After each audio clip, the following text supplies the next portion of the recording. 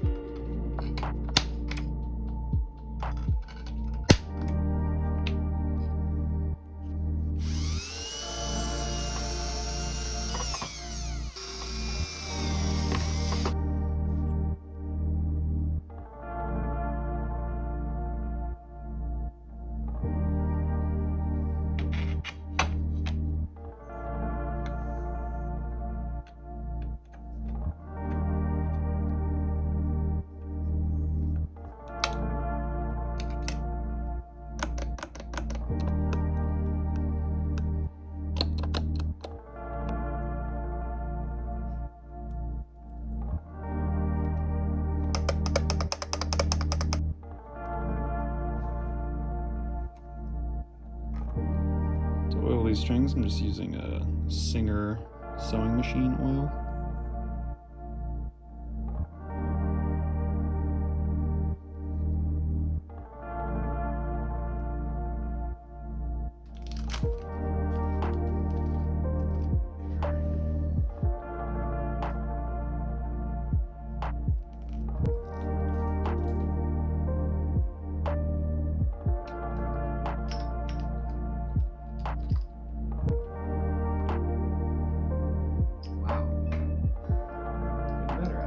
Was pretty good.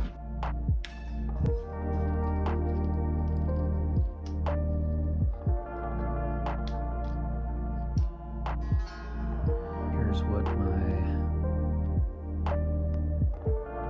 tuners look like.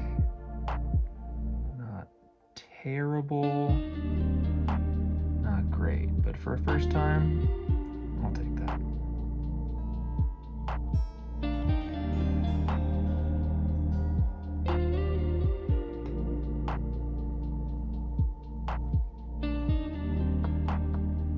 Trying to warm up these plastic nuts because they are currently completely seized.